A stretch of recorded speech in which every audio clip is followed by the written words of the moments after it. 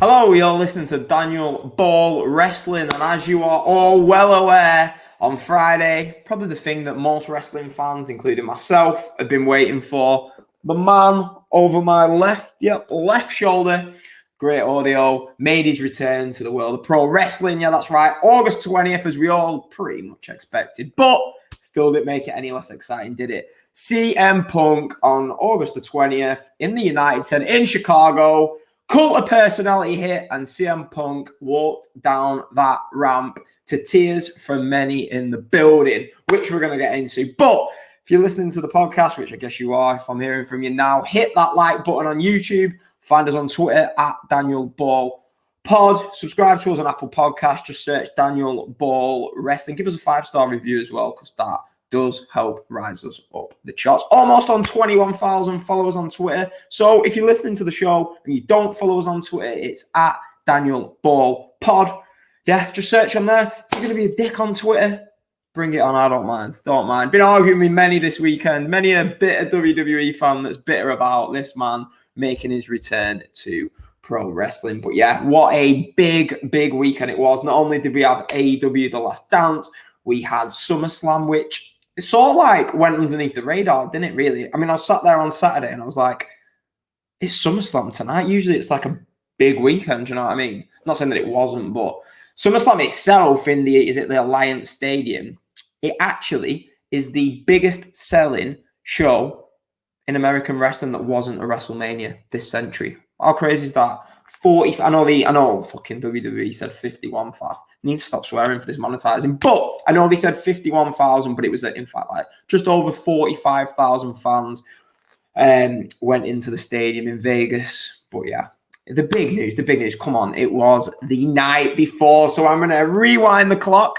take you back to Friday. As you heard on the podcast last time, we previewed the CM Punk return. How would they do with it? I mean, I pretty much said he needs to go out there and talk for 10 minutes or so. That's what we need. We can't just have Punk confronting someone. We need him to go down to that ring, address what he's been doing. We all know what he's been doing, but address what happened the last 7 years. And he did that. And I think it was a great promo. It was a great promo, which I'm going to get into in a second. But yeah, Friday, sat there all day excited. I thought, can't wait for this. I messaged my little girl's mum about, as soon as I found out about the show, I was like, I can't have her this Friday. I can't have her on the Friday the 20th. It's like, I just can't. I said, I need to be staying up for CM Punk's return. So I thought, right, a few coffees, a few cups of teas. Do you know what I mean? Bit of caffeine, get myself excited.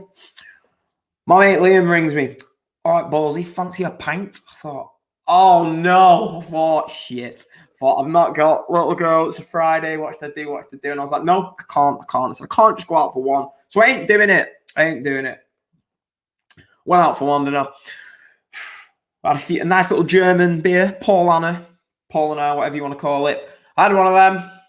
And yeah, so then we ended up meeting back up, having 2, having 3. His girlfriend showed up. I was like, oh, that's it, innit? That's it. I'm out. What am I going to do? I'm going to be pissed watching CM Punk's return. But I thought, no. Control yourself. So we came back here to my flat, picked up my Fire Stick, yeah, shoved it in his girlfriend's handbag. I thought, no matter what happens, I need this Fire Stick to be able to plug it in wherever I fucking end up. So yeah, gets to about 1 o'clock UK time, something like that. I was like, right, that's it. We're about 8-9 beers deep at least. And yeah, went to my friend's house. Got there, plugged in the Fire Stick. Apparently, you need the same Fire Stick remote for the Fire Stick for it to work. So yeah, luckily I had a Fire Stick. Sat there, there's other people there. They must be thinking, what is this guy doing? I'm downloading the Fire app, which is a lot harder than you'd think after 10 pints on a Fire Stick. Finding this Fire app, remembering your username and password. But yeah, we got it on in the end. And yeah, nobody else who was there had a clue what I was so excited about. But everyone listening does. So yeah. So yeah, that was the night. I expected a nice little quiet night, but hey, let's get into the show. So it comes on, it's 3 o'clock in the morning. Danny, if you listen, apparently I sent Danny a video of me singing Cult of Personality in a club toilet in Preston. Yeah, great stuff. I'd say I'd put it on, but I'm scared to watch it myself, to be honest. But yeah, let's get into it. I know you like these little intros at the start, but yeah, let's get into the actual show. So Rampage comes on air. straight away, there's, as you heard at the start of the show, if you're on audio, because I'm going to put that in at the start, you just hear rabid. And when I say rabid, I don't mean like, do you know what I mean, a nice pop. These were huge CM Punk chants. The crowd is anticipating it. And then it was just like, what was it, 2014 at the Allstate Arena when they hit the cult of personality. The crowd goes crazy. But unlike WWE, they weren't doing it to teasers. Paul Heyman didn't walk out. MJF didn't walk out. The pop was huge. Who walks out? The crowd get even louder when the one, the only CM Punk makes his way out down that tunnel. And yeah, he's on his knees. He looks emotional. The crowd are going fucking apeshit. With a tear in my eye, I'm thinking, is this seriously happening? Yeah, it is. CM Punk is back in All Elite Wrestling as Excalibur. Yeah, I remembered his name. Excalibur confirms to us, and then he dives in the crowd. It was a great moment. It zooms into the guy in the crowd. He's crying, yeah. And I've seen all the reaction on social media on Saturday. Having a go in for crying, mate. He's in the building, yeah, watching a guy who, for all we know, is probably his idol. Do you know what I mean? Who a lot of us never thought. Do you know what I mean? Danny, you're one of them. A lot of people did not think. I sort of did. I'm going to be honest. I always believed, but it's after 7 years. I thought when he first didn't. Do you know what I mean? When AEW started up and Punk didn't come out, he didn't come out for the All In, did he? Do you know what I mean? Before AEW, and then at All Out. Well, that night, I remember me and Neil, we've been to see Royal Quest. It was that weekend. It was Royal Quest. I think NXT UK had that show in Cardiff with Tyler Bate, Walter, Ilya against Cesaro. We watched it at like some bar in London. And, excuse me, great audio. It's the pints repeating on me. Yeah, so we watched it at a bar in London and we was like, CM Punk, this is going to be the night. And it wasn't. Obviously, then we went into the pandemic. And yeah, this was huge. A lot of people didn't think. So all the people having a go at this guy in the crowd, fuck off. Fuck off. Do you know what I mean? It's a huge moment. To me, if you're not passionate about what you love, what are you even bothering doing? If you're not passionate about something, do you know what I mean? What's the point? Like football, for me, I go and watch my football team every week, yeah. If I wasn't passionate about them, what would be the point? When we got promoted at Wembley against Swindon, I was fucking emotional. That's perfectly normal. People are like, oh, you can't cry over wrestling. You can't cry over football. Get a fucking grip, mate. Do you know what I mean? You can't cry over that. What can you cry about?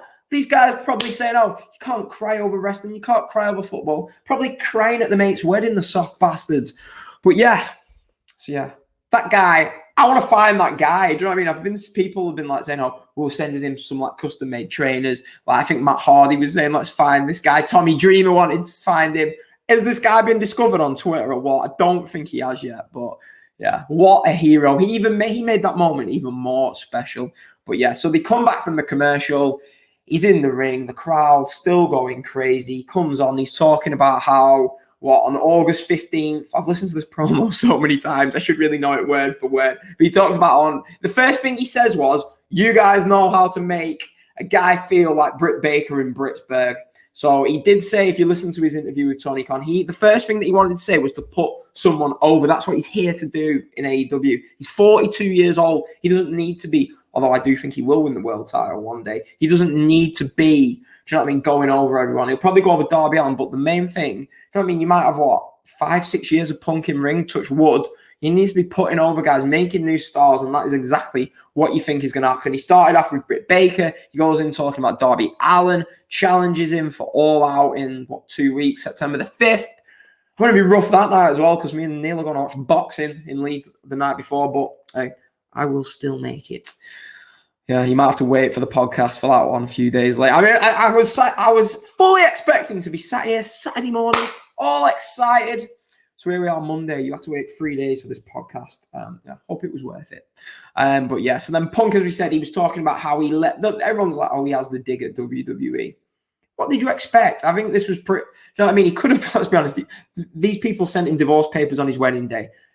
He could have gone in worse, but he didn't. He spoke about how he basically sort of apologized to the fans. He just said, look, I know like a lot of fans, let's face it, give up on CM Punk. Those rabid CM Punk fans at WWE shows over the years gradually turned into like people booing the chant down. And he basically spoke about it. If he's offended anyone, he wanted them to know that it was for his own mental health that he left where he was. And on August 15th, 2005, he left the world of pro wrestling. And then on August 20th, 2021, 16 years later, he's back.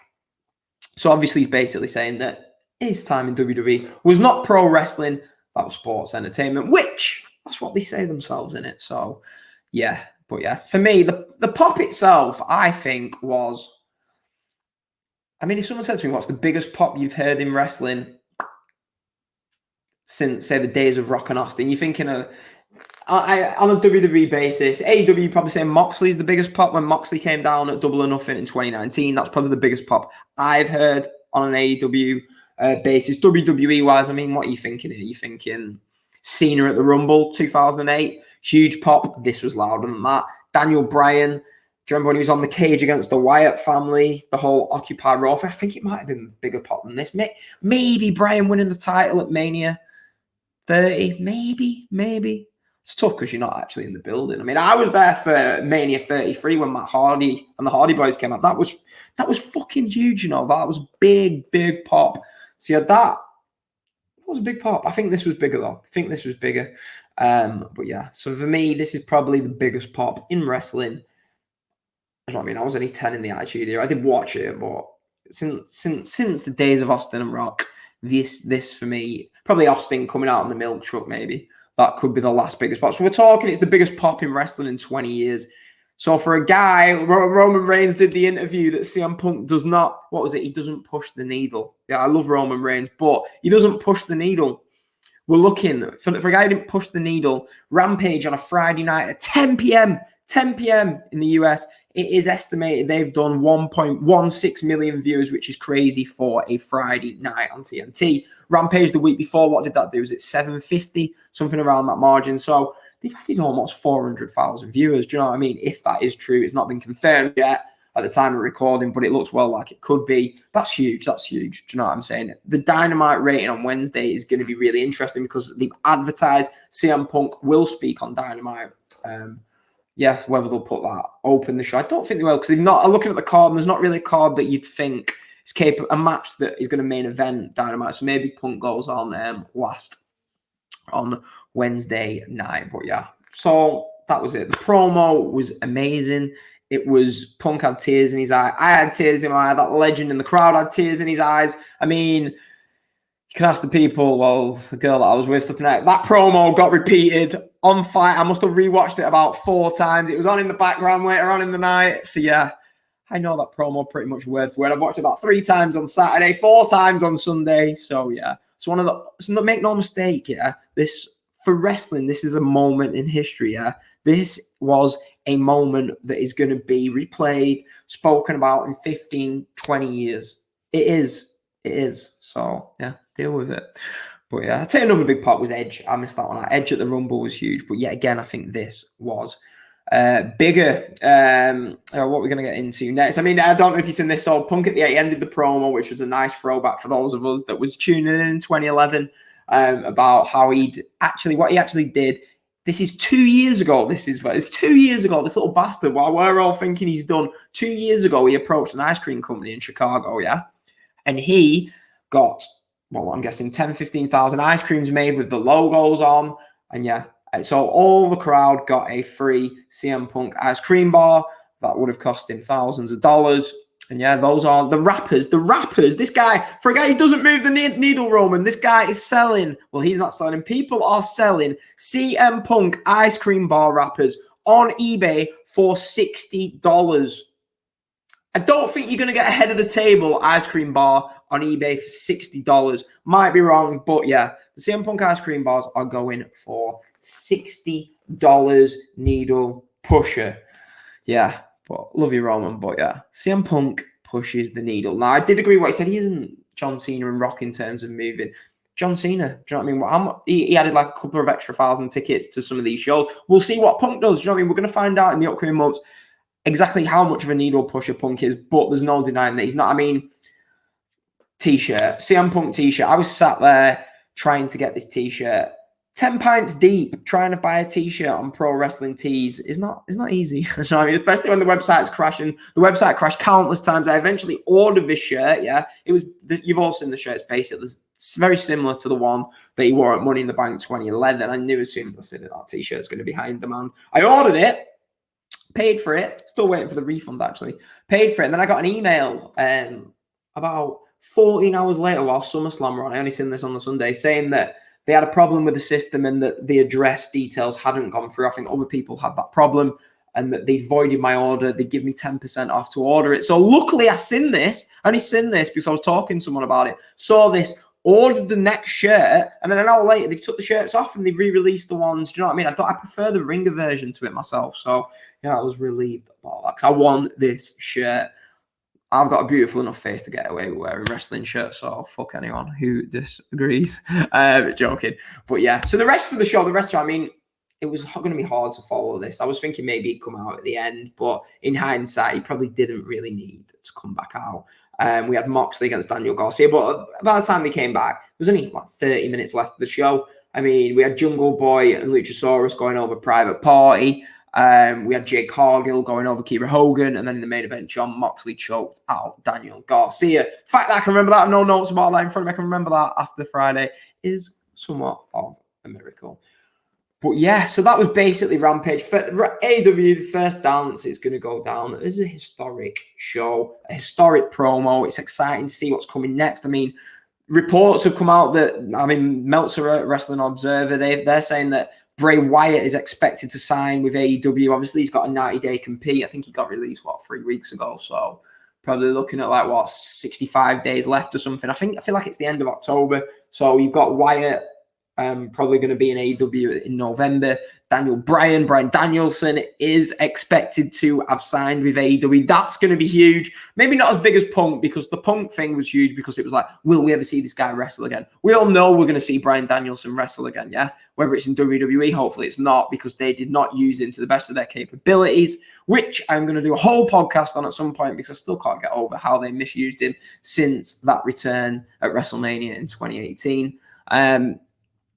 But yeah, where am I even going with this? Yeah, so Brian, we've got Wyatt coming into AEW, and I'm full disclosure, TakeOver was last night. I've only watched the first 2 matches because I've been busy at work today. But yeah, I'm hoping to squeeze those in later on. So I mean, I don't know if anyone watched the Nick Khan interview with Ariel Helwani. Go and check that out. It's a real eye-opener. They're talking about how NXT don't want guys from the independent scene anymore. They want to get away from that. Yeah, so NXT's done. That takeover last night, it's the end of an era. 36 takeovers in, and yeah, this will be the last one with, I'm guessing, with independent stars in it, which is a shame. Feel a bit sorry for Triple H, but hey, what can he do? He married into that family. He can't come out and say he could. Do you know what I mean? Being funny, if it was my bird and my bird's dad, I'd just come out, fuck him. But hey, he seems to be a bit more, do you know what I mean, under the thumb than I ever would consider being. But yeah, so that was it. So go and check out that Ariel Helwani interview with Nick Khan. Really interesting. It's only about 20 minutes. You can find it on YouTube. But speaking of YouTube, Saturday hungover, didn't even go on North End, but I did manage to watch the Tony Khan CM Punk media scrum. It's on the AEW Twitter YouTube feed. Go and check that one out. This was really interesting. There was lots of questions in, and it was just great. You can see the rapport between the two. Punk joked, I didn't joke, Punk remarked about maybe doing the G1. Tony Khan looked as if saying, huh? Don't think so, mate. Can't see him letting him do that. Maybe I think, as I spoke about on the previous show, I do think CM Punk will make an appearance in a New Japan show. I think he'll be at a Wrestle Kingdom, maybe not this year, but certainly in a year's time. I'm all card of CM Punk. But yeah, so that is basically AEW The Last Dance. Now we're going to get into SummerSlam. And I'm going to be honest, as I say, I was sat there on Saturday thinking, it's SummerSlam tonight. Stadium SummerSlam. It's at a stadium, and this is SummerSlam, and nobody's talking about it. I'm scrolling through Twitter, and obviously I've got 21,000 wrestling followers following pretty much the same, and I'm seeing nothing about SummerSlam, and I was like, just CM Punk this, CM Punk that. Needle mover yet again. But yeah, SummerSlam itself, it was... Now, I'm not going to go into huge detail on the show. But I will go through some of the results, through some of the matches, through my thoughts on the show. Now, I don't know. I feel like I got interrupted at the start of SummerSlam, but I've gone back and watched most of the matches. I think I stayed awake to it. Vince apparently agreed that this was a 3-hour show. So in my head, I'm thinking, right, if I can make it till 4, I've done well. 4 o'clock, and I'm halfway through Edge v Seth Rollins, and I thought I'm gonna have to go to bed. So I watched the rest in the morning. But the show itself, you could just see the difference in terms of overness, because this crowd, it wasn't like it was a bad crowd, because they did get invested and involved in the matches with the people that they cared about. The opener, Randy Orton and Matt Riddle, one of the most over acts. They were big into that. They had like, 6-7 minute match with AJ and Omos. They won the tag team titles. It was very basic, but it was a nice moment. Orton got the RKO for the win while Riddle was on the outside. And I'm thinking, do you know what I mean? Orton's established. Give Riddle the win. Do you know what I mean? But hey, they're the tag champions. The chemistry between the two is great. It was a happy start to the show.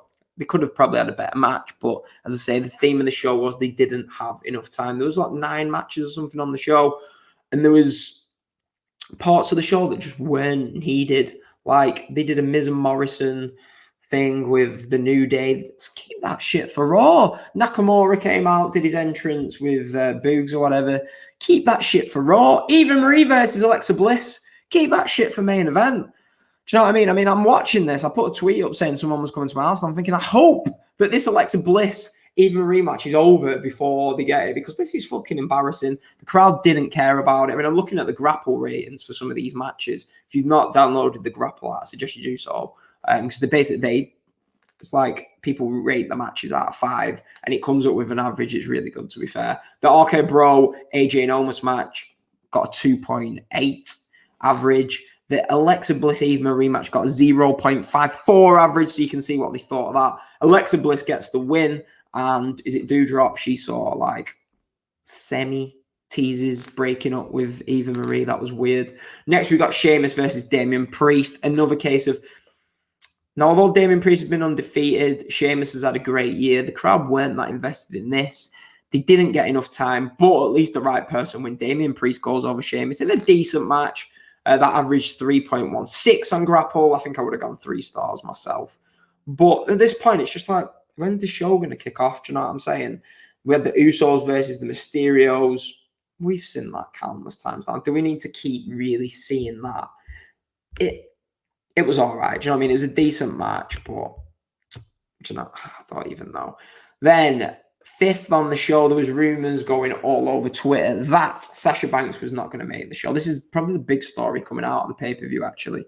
So 8 days ago, they knew that Sasha Banks was not going to be able to make it. They pulled Bianca and Sasha off all the house shows, yeah? Right. They advertised Sasha. They advertised this match so far, even though they knew that it wasn't going to take place, that they put the video package on before, had Bianca come to the ring, and then had the ring announcer say, oh, Sasha Banks can't compete tonight. We've got a replacement, Carmella. Now, all these WWE fans, yeah, apparently it's fine, card subject to change, blah, blah, blah. This was one of the biggest matches on the show. So WrestleMania main event rematch, yeah? People, no matter what you say, people will have bought tickets to see this match. Make no mistake about it, right? As a dad to a little girl, I'm thinking, Sasha Banks is probably, do you know what I mean? Little girls will like Sasha Banks, yeah? There's probably going to be some poor little girl or boy in that crowd, yeah, who's really excited to see Sasha Banks. Parents are telling her that she's on the show. She's in one of the main matches. WWE knew she wasn't going to be there and continue to advertise. That kid is probably devastated that he didn't get to see one of his heroes. Instead, do you know what I mean? What they did, yeah, Bianca versus Becky Lynch is a big match. But, I mean, I put a poll up and 80% of WWE fans thought it was acceptable to do this. Now, they've been trained over the last 15 years that it is acceptable to do this, but it's not. It's not. It's just blatant false advertising. But if you accept it, it's like a bird. If a girl walks all over you, and as a lad, you accept that, yeah, she's going to think it's all right to do. So if WWE fans think it's letting WWE think that it's acceptable, then they're going to continue to do it. So make your bed, you lie in it, don't you? But yeah. So the result of this was Becky Lynch makes a surprise return. I don't want to get flamed down. She's just had a kid. You could tell she wasn't in peak physical condition like she used to be. Right, there's nothing wrong with her. She's fit. But, do you know what I mean? She didn't look in ring shape. So I'm watching it, I'm thinking they're going to do a short match here. Maybe they'll let them go 4 or 5 minutes. But no, Becky Lynch beats the woman who won the title at WrestleMania and got herself over in the process, beat her in 30 seconds. The babyface, Becky Lynch, makes a triumphant return after pregnancy. They could have done a whole story of a big, you know what I mean, a big role to how she wants to get the title back that she had to give up, which was the Raw Women's title, by the way, not the SmackDown Women's title. But she just comes out, she cheap shots Bianca and wins. It's like, do you just try and find ways to get your baby faces booed? Now, I'm not suggesting Becky Lynch is going to get booed, but there is the potential to do that. Do you remember how many baby faces have done the two? Seth Rollins over as fuck, yeah? They start messing about with him. He ends up getting booed. Roman Reigns was along that way. Do you know what I mean? Fuck me, these bastards got Rey Mysterio booed. Now, I'm not saying Becky Lynch can get booed, but there's a lot of haters online about why you putting Becky over Bianca. And it wouldn't surprise me if when Becky comes out on SmackDown next time she comes out, I think you might hear a couple of boos in that building. Maybe it'll get Bianca more over, but you're damaging Becky in the process. But yeah, I mean, if you've not seen the Nikki Bella interview, you need to see that. Nikki Bella basically got asked, I think, on the red carpet, what was her favourite moment from SummerSlam. Now, you could tell she'd had a few pints, but a few wines maybe. She was like, well, to be honest with you, I'm not annoyed about the finish to the Becky-Bianca match. How could they do that? Blah, blah, blah, blah. I was like, what is going on here? She was like, I didn't have a favourite moment from SummerSlam. I thought, this is brilliant. Nikki Bella turning on WWE. Funny as hell. Join Brian in the AEW if you want. But yeah. So yeah, that was interesting. It'd be interesting where they go. I do get it in a way. It does start off a nice start. Do you know what I mean? Bianca now has a reason to chase Becky for the title. It's not what I would have done, but I wouldn't have done it. They're at the risk of having Becky booed. They buried Bianca, but there's a story to tell now. So we'll see. We'll see how they go. We'll see if they mess it up. Drew McIntyre defeat Jinder Mahal in 4 minutes. I don't know why they do it. You know what I mean? They didn't have time to have a good match. They had a good match on Raw the other week, but they just didn't give him enough time. 4 minutes, what are they meant to do with that? You could have given him 10 minutes and not had the Miz and Morrison come out. You could have given 10 minutes and had Nakamura's entrance. You could have just, you know what I mean? Just fucking hell. But yeah. Next, I mean, this match next, Charlotte versus Nikki ASH versus Rhea Ripley for the Raw Women's title. This had like been built up in the main event spot of Raw for a couple of weeks, and it was all right. I mean, I think I went like 2.75. Grapple have gone 2.93. I mean, I was listening to the Voices of Wrestling podcast, great podcast. If you don't listen to that, go and check them out. They've been saying put your money on Charlotte Flair on the betting lines because she was a minus 250 underdog, which I think minus 250 is like 5-2, 3.5 for people who are into UK betting.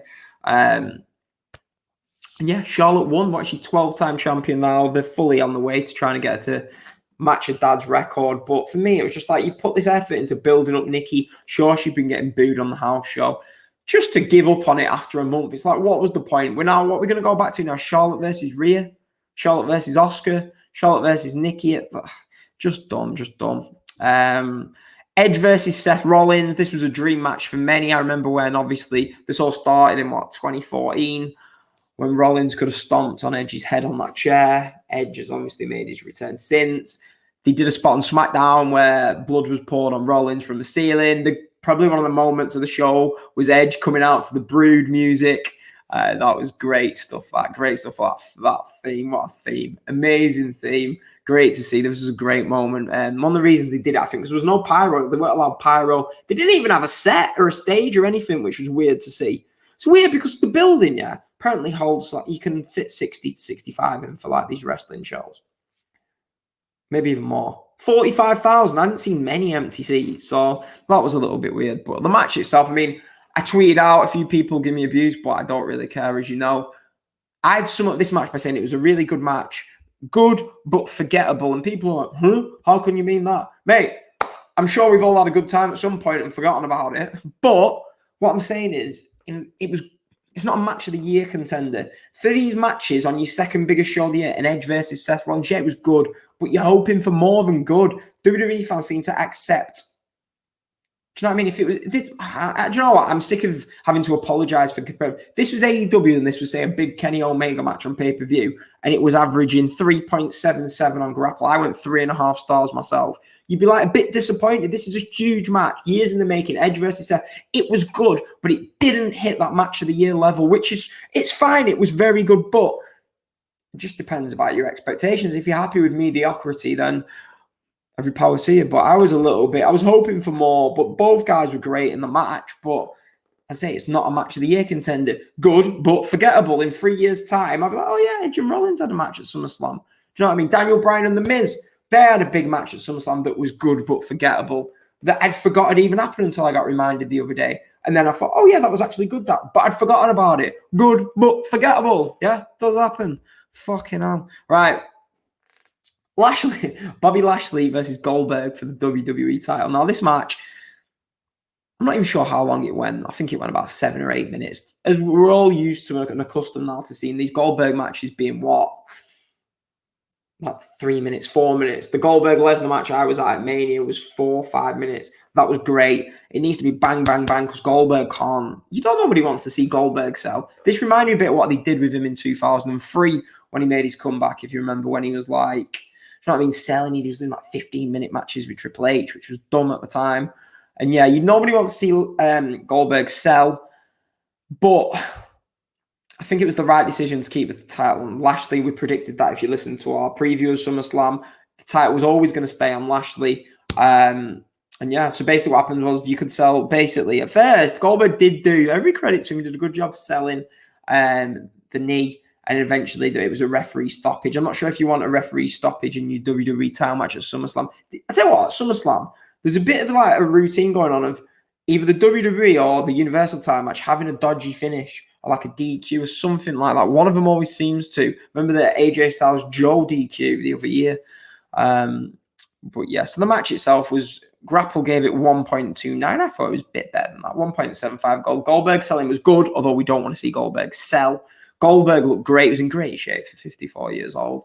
And Lashley went over, so there's not that much to complain about. Lashley chokes out Gage after the match, setting up the rematch. We found out they're going back there for the Saudi show in October. So, yeah, looks like we are getting Goldberg versus Lashley 2 in Saudi Arabia. Main event time.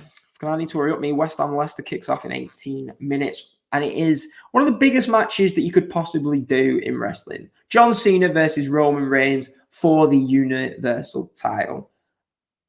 I liked it. I thought it was really good. As I say, it wasn't a match of the year contender, but I wasn't really expecting that to go into it. I just wanted a really good atmosphere. And like I said, the fans were shit throughout the show. I tweeted out these fans are bored, yeah? But for the matches they cared about, Roman Cena, Edge Rollins, and the RK Bro match, they were into booing Goldberg because they cared. The other matches they didn't care about, yeah? That's the difference. I'm not apologizing. AEW, the crowd care for pretty much every match on their pay-per-views, yeah? Maybe they do, maybe they don't. But the crowd did not give a shit about half of the show. But it did pick up. This Roman Cena match, it was really slow in the beginning. There was a lot of, do you know what I mean, Roman talking, all this stuff, which people love. I'm getting a bit tired of it. But, hey, we're not in the pandemic era anymore, so he doesn't really need to rely on it as much. But it seems to be in his arsenal now. This match was sort of like the Superman punch versus the FU. Because Roman, how many times did he hit that Superman punch? I think Cena hit about 3 FUs, including Roman kicking out from a top rope. FU was attitude adjustment apparent in it, but it'll always be the FU to me. But yeah, the last 6 to 7 minutes of this match were great. The crowd are really into it. It was brilliant. I went 4 stars on this. I am a bit biased because I do love both guys. I love this Roman heel run. I think I get pleasure out of seeing John Cena cheered. He was booed for all them years while he was the top guy in the company. He was putting on the best matches in the company apart from Shawn Michaels and Undertaker. how many 4-star matches has John Cena had in the main event of a pay-per-view where every one of his matches got a great reaction from the crowd? I always said you will miss him when he's gone, which was proved to be correct because now he's back. He doesn't get any boos. But yeah, this was really good match. Roman Reigns wins with just one spear. You didn't need to have Cena kicking out of the spear. This was great. Greatly booked. Great finish. Really good match. Match of the night for me.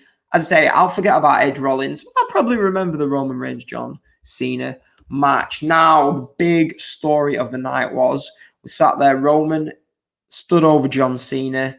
What do we hear? Da, da, da, da, da, da. Brock Lesnar makes his return to WWE. The last time we saw him was putting over Drew McIntyre. Remember that guy? Remember when he put over Drew McIntyre? Now he's in a 4-minute match with Jinder Mahal on the undercard. 2, no reaction. That was worth it, weren't it? Well, Brock Lesnar is back. Ponytail and all. He stole my old hairstyle. He must have been listening to the podcast. He comes out and he looks huge. He's an absolute tank. And I'm thinking, yeah, Brock is back in WWE. Great. I mean, there was rumors he's going to AEW. I'm not sure if that was the best fit. I want to see Brock versus Roman. The Heyman, do you know what I mean? The whole Heyman stuff is going to make this worth it. As I said, I mean, if you go back 3 years, listen to our review of WrestleMania 34. There's me and Sean and Danny, and I'm having a go saying, we don't want to see Roman v. Lesnar. That's why we're booing. That's why we're throwing fucking beach balls and chanting for Johnny Gargano. And it's a message saying we don't want to see babyface Roman versus heel Lesnar, where they bottled the win anyway, right? They bottled putting Roman over. Now it's ready. Roman is a monster heel. Lesnar is just a fucking monster. We've got Heyman in the middle. Is Heyman going to side with Roman? Heyman going to turn and go with Lesnar? Do you know what I mean? That it's going to be great. Now, when we're going to see it, people are thinking it was. I mean, let's not forget they did bring Lesnar back. The Raw after WrestleMania 28, yeah. He was facing at Extreme Rules, which is the next pay-per-view. He was facing Cena on that pay-per-view. It's not out of the question they do that, but they do have the Roman Balor feud set up for a reason. I think it is that. I don't think they'll do that. Maybe they'll do it in Saudi. You know what I mean? Maybe they just paid Lesnar to come back for Saudi. I think you're going to find that if Roman faces Lesnar and they don't leave that match in Saudi for a rematch, we're getting The Rock at Mania. The Rock is tied in for WrestleMania if Brock and Roman go in Saudi and they don't set that match up for a rematch. However, I'm going to be on the side of caution because the amount of times I've heard, Rock was meant to be wrestling in the main event against Triple H at WrestleMania 32. He didn't. He just had, a 5-second match with Eric Rowan. The amount of times I've heard, it's a big arena, The Rock's coming back, big stadium. I've just got a feeling The Rock ain't coming back this WrestleMania. I think it's going to happen. It might be in LA, but maybe people are saying maybe he'll want the stadium record in Dallas. He's already wrestled in that building in Dallas. I mean, I'd take it because I'm probably going to be there. Although the fact that Punk and Bryan are in AEW is making me think, do you know what? Should I just go to another AEW pay-per-view instead of Mania? But I do love a bit of Mania weekend. But my prediction is they're going to somehow hold this off. I think they just got Brock out as a reaction to CM Punk. As I said, WWE fans should be thanking AEW because I'm telling you right now, without AEW, there is no way that Becky Lynch and Brock Lesnar return on the same show. That people, some dickhead, no offense, mate, if you're listening, some guy was messaging on Twitter, commenting, thinking, this has been planned out for months. It's like, do you watch WWE? There's nothing planned out for months. If you think that Brock Lesnar and Becky Lynch returning on this SummerSlam show has been planned out for months, you're deluded. It hasn't been planned out for months. That's why Becky came back and won in 30 seconds. It was a last-minute decision. She hadn't got time to get into ring shape. Brock Lesnar coming out, that was rushed as well. You could see Lesnar. I mean, yeah, he looked great in the pictures, but he was a lot bigger than he normally was. Why would they bring him back at SummerSlam, if they're not going to have a match on the next pay-per-view, which it doesn't look like they're going to have? Those two were brought back as a reaction to Punk, This is why when AEW was formed, people saying this is great. WWE are going to have to be better because there's competition. I mean, they've not been better. But things like this, when everyone's talking about AEW, they're going to react because that's what Vince has been taught to do. So, you wouldn't have seen Brock. Maybe you would have seen one of them, but I still doubt that. But, we'll see what happens. I mean, I don't know for Extreme Rules what they're going to do. Lashley against... They're just going to put a filler opponent in for Lashley. Balor's going to be facing Roman. The big show is going to be that Saudi show, which never seems to deliver match quality-wise. But we're probably going to be getting Roman against Lashley at Survivor Series, although Vince is prone to change those matches. Heel versus heel, and also maybe he will change it. I tell you what, the draft's coming up. So what I was thinking you do, get RK Bro on SmackDown. You can have Riddle versus Roman for a month. You can have Orton versus Roman for a month.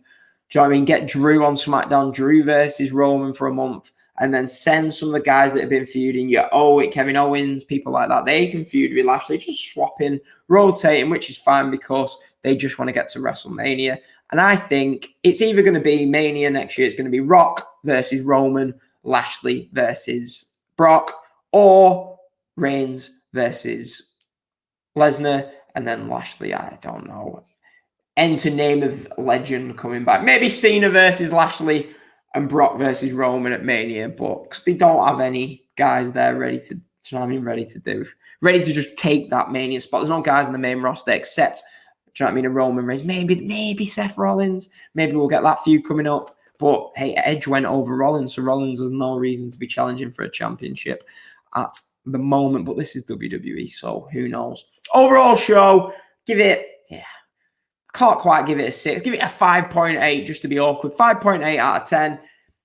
Thumbs in the middle. It was bits of the show were memorable. It was memorable, but the match quality didn't deliver. It was like a Mania when we got moments without that match quality, and we do usually get better matches than this at WrestleMania. So I can't give it a thumbs up because there was only one match that I thought was really good. One match was good. The rest were not really good. Do you know what I mean? You can't have Cole should give a show a thumbs up if only 2 matches you'd give 3.5 stars or more to. But the moments of Becky returning gave us talking points, as you can see, because I've been talking about it now for God knows how long. Becky return, the Brock return are going to be memorable moments. So, yeah, great weekend of wrestling. We've got Punk back, we've got Brock back, we've got Becky back. But more importantly, we've got Punk back. CM Punk is back in wrestling. That was your big weekend of wrestling in the summer. We go into September now with a big show at Arthur Ashe Stadium. We've got All Out in a few weeks, Extreme Rules in September, Saudi show in October. It's going to be an exciting few months in wrestling. I'm all for it. Hit the subscribe button. Give us a 5-star review on Apple Podcasts, www.patreon.com/Daniel Ball Wrestling, Spotify, Apple Podcasts. Subscribe to the show. I hope you've enjoyed the show. If I've offended anyone, I really don't apologize. And yeah, enjoy the show. I will be back. I'm going Morecambe tomorrow actually to watch North End. So I'll probably be rough watching Dynamite on Wednesday. And I'll try and do a show on Friday. We will see. But yeah, I'll be back at some point next week talking about the first week of CM Punk in AEW. Thanks everyone for listening. Hit the subscribe button. Follow us on Twitter. 5-star review. See you later. Goodbye.